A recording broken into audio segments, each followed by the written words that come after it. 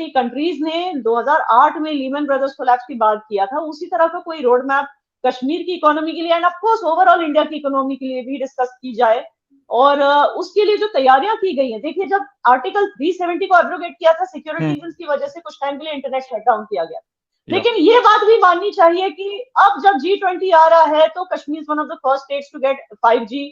कुछ दिन पहले ही यहाँ पे 5G जो है वो शुरू हो गया, लॉन्च हो गया, और यहाँ की रोड्स पे मरम्मत चल रही है। यहाँ पे जो है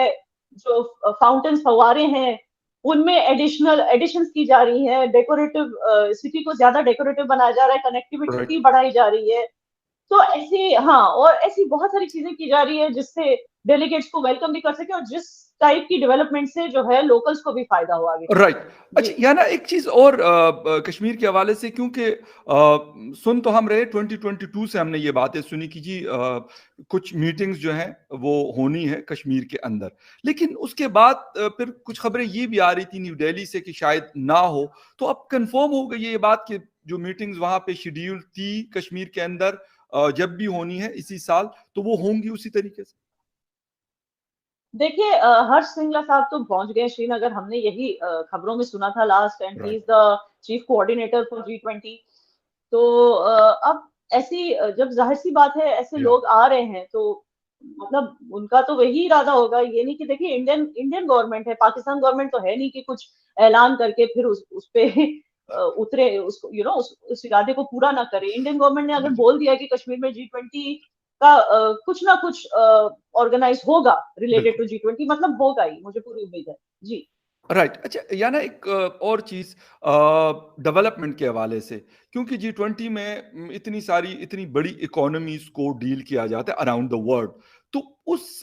चीज के हवाले से कोई खबर है कि यार इन्वेस्टमेंट्स वहां पे, क्योंकि यूएई और सऊदी अरेबिया का तो हमने सुना और पाकिस्तान में इसके ऊपर बहुत ज्यादा बात हुई कि हमारे कश्मीर में आज तक हम उनको नहीं लेके आ सके, लेकिन इंडियन कश्मीर में नरेंद्र मोदी साहब हो या आपके जो भी लोग हैं गवर्नमेंट में, वो इस लेवल पे लेके आ गए कि वो कश्मीर तक अरब दुनिया को लेके आ गए, और इस बात पे उनको वो मजबूर हुए। मैं ये नहीं कहूँ कि उनको मजबूर किया गया, वो इस बात पे वो अट्रैक्ट किया गया कि भाई वो आके और वहां पे मुख्तलिफ इलाकों में मुख्तलिफ सेक्टर्स में जाके इन्वेस्टमेंट करें। देखिए Modi ji is a proud Hindu, और हिंदू हेटर्स को ये चीज बहुत बुरी लगेगी और चुभेगी। लेकिन फैक्ट इज कि मोदी है तो मुमकिन है, क्योंकि मोदी जी ने अपनी छवि इस तरह कुछ बनाई है दुनिया में कि people can't help but trust him and his government, and that is why जो है global leaders are thinking of investing in Kashmir because of that trust for Modi ji. आपको पता होगा इटालियन पीएम जब अभी आई थी उसने क्या बोला कि मोदी जी जो, मतलब she openly said that you are the most popular leader. उनको उन्होंने ओपन इसमें बोला पब्लिक में कि you are the most popular leader in the world. और आपको पता होगा मॉर्निंग कंसल्ट सर्वे यूएस की जो है उसमें Modi ji has got the highest rating, approval rating of 78% as the global the most approved global leader, the most popular global leader. तो जब ये है, तो जब तक ये है जाहिर सी बात है कि foreign investments will keep pouring into India, and Kashmir is definitely a very good spot for investments of all kinds, including real estate, including department stores, and most ऐसी चीजें जिससे environment खराब नहीं होता, environment की खराबी ना हो, because Kashmir is about natural beauty. बिल्कुल। तो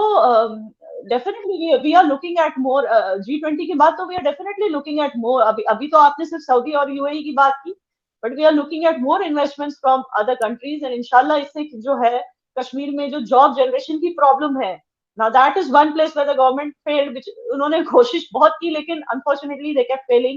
जॉब जनरेशन की बहुत जरूरत है कश्मीर में, and foreign investment will definitely ensure that इंशाल्लाह। अच्छा, ये ना क्योंकि आप कश्मीर पूरे को मतलब जाती रहती हैं मुख्तलिफ इलाकों में, सम टाइम ये होता है कि सिचुएशन ऐसे लगता है कि थोड़ी सी गड़बड़ हो गई है, लेकिन फिर हमें आती है स्टेबिलिटी नजर आती है। एलओसी के ऊपर सीज फायर के भी 2 साल अभी फरवरी में कंप्लीट हुए, और मैं ये कहूंगा सक्सेसफुल कंप्लीट हुए हैं, और अच्छी बात है कि ये चीज हुई है। तो डू यू थिंक अभी आगे जाके मजीद हालात में मजीद बेहतरी आनी है, या कभी कभार आपको भी लगता है एज ए जर्नलिस्ट कि नहीं, थोड़ा सा कभी गड़बड़ियां हो जाती हैं? मैं इतना समझती हूँ कि देखिए आपको बुरा लगेगा, आप मेरे दोस्त हो, लेकिन द फैक्ट इज जितना पाकिस्तान बर्बाद होता जाएगा उतना इंडिया प्रॉस्पर होता जाएगा। It is an unfortunate but true fact, क्योंकि जब पाकिस्तान के पास पैसा नहीं रहेगा तो वो कहाँ से शेलिंग करेंगे, वो कहाँ से प्रॉक्सी वॉर करेंगे, वो कहाँ से, मैं सिर्फ कश्मीर के पॉइंट ऑफ व्यू से नहीं बोल रही हूँ, इवन बाकी इंडिया में भी जो टेरर अटैक्स वगैरह वो सब करते थे, बट जैसे जैसे देखिए, एक तो हमारा सिक्योरिटी सिस्टम बहुत ही स्ट्रांग हो चुका है, सर्वेलेंस सिस्टम और सिक्योरिटी सिस्टम जब से नई गवर्नमेंट आई है, मतलब 2014 ऑनवर्ड्स, एंड उसके अलावा पाकिस्तान भी डाउनफॉल में है, it is heading towards bankruptcy of some sorts, आपको तो पता ही होगा। तो इस वजह से जाहिर सी बात है, जहां पे आपको पता होगा कि जो आजाद कश्मीर की गवर्नमेंट है, उनको आपके पावर डिपार्टमेंट ने पावर देने से मना कर दिया, क्योंकि कुछ 85 मिलियन डॉलर्स या रुपीस कुछ उनके ऊपर कर्जा है, उन्होंने चुकाया नहीं। आपको पता होगा कि फॉर एग्जांपल, मैं सिर्फ कश्मीर रिलेटेड बात कर रही हूँ, वैसे बर्बादी पूरे देश में है आपके, लेकिन आपको पता होगा कि जो पीओके साइड है, वहां पे लोगों को आटा नहीं मिल रहा, वहां पे मतलब हफ्तों हफ्तों तक इलेक्ट्रिसिटी नहीं मिलती लोगों को।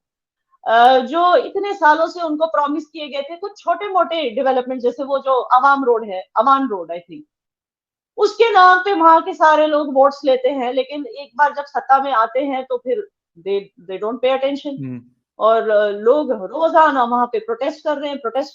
इन्हीं चीजों को, छोटी छोटी चीजें जो उनका हक है, उनको ना कनेक्टिविटी है, ना आटा चावल है, ना इलेक्ट्रिसिटी है।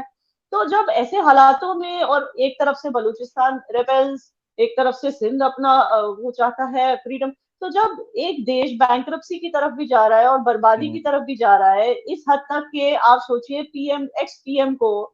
तोशे खाने के जो गिफ्ट्स हैं वो चोर बाजार में बेच के पैसे कमाने पड़ते हैं। मतलब why am I using the word चोर बाजार, क्योंकि यहाँ पे चोर लोग ऐसे काम करते हैं अपने इंडिया में, है ना, जो गिफ्ट्स नहीं, ये तो लेके खैर बिल्कुल, ये तो कस्टमर मार्केट में देते हैं। आई एग्री विद यू, मतलब वो तो मेरे ख्याल में वो तो ये क्या तरीका एक है? बहुत ही एक चीप हरकत में कहूंगा उसको, जो जिसने तो भी ये जब किया। तक, हाँ, तो जब तक ये बर्बादी की तरफ जा रहा है, आपको पता है डॉलर कितना गिर गया, अब 272 कितना है, 290 278 कितना हो गया 278 डॉलर के पास, 278 278 हो गया। हाँ, आप सोचिए, और पेट्रोल का प्राइस बढ़ रहा है, इन्फ्लेशन बढ़ बढ़ के 40% के ऊपर हो गया। तो जितना पाकिस्तान बर्बादी की तरफ जा रहा है, उतना उसके पास पैसे नहीं है इंडिया के साथ जो है इंडिया में दहशतगर्दी करने के। तो हम समझते हैं कि इस वजह से हालात सुधर रहे हैं हमारे लिए, विच इज वेरी अनफॉर्चुनेट, क्योंकि वो कहते हैं ना, एक का नुकसान मतलब दूसरे का मुनाफा, ये वो बात है। दरअसल हम हमसाए हैं, हमें एक दूसरे की मदद करनी चाहिए, and I totally agree that India अगर ईरान, अफगानिस्तान, टर्की, रशिया, यहाँ वहां एड भेजते हैं, इंडिया अगर यहाँ वहां फाइनेंशियल एड भेजता है, या किसी भी तरह की डेवलपमेंट करने में इन कंट्रीज को असिस्ट करता है, तो पाकिस्तान तो